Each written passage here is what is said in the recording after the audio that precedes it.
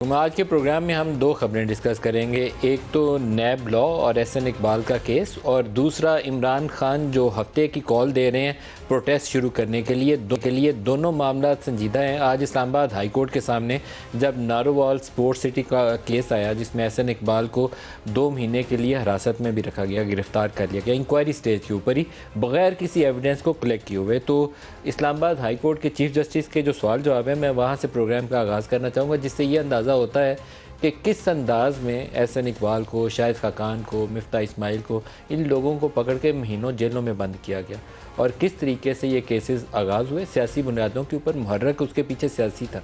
Evidence किसी के ऊपर करप्शन की हो ना, तो फिर उसको छूटना नहीं चाहिए, फिर उसको ताहयात जेल हो जानी चाहिए, बस उसको फांसी पे लटकाना चाहिए।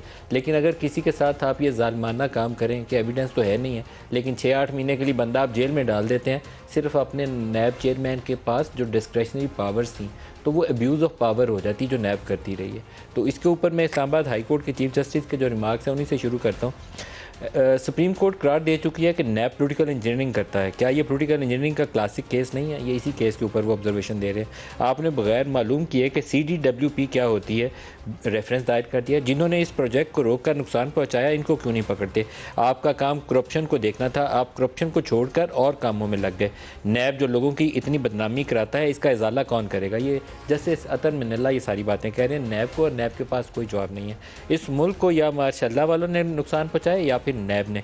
एहसन इकबाल के पास कौन सा इख्तियार था जिसका गलत इस्तेमाल हुआ? ये वो नैब वालों से पूछते रहे, नैब वालों ने जवाब नहीं दिया इसका। क्या नारोवाल के अवाम के लिए एक फलाही प्रोजेक्ट लगाना जुर्म है? एक काबिल अफसर आहत चीमा बरी हो गया, आपने 3 साल इसको जेल में डाल दे रखा। आप इनको पकड़ते हैं जिन्होंने 2009 तक मंसूबे को रोके रखा। आपसे कोई 15 बार पूछ चुके हैं करप्शन का बताएं। वो करप्शन का सवाल कर रहे थे कि बताइए करप्शन कहाँ है, कहाँ पैसा खाया, कहाँ पैसा खाया? No answer. ये अवामी मुफाद का मंसूबा है, इसमें करप्शन कहाँ है? जब बिल्कुल उन्होंने पूछा कि आप बताइए कि एविडेंस आपके पास कुछ थी जब आपने इंक्वायरी स्टार्ट की?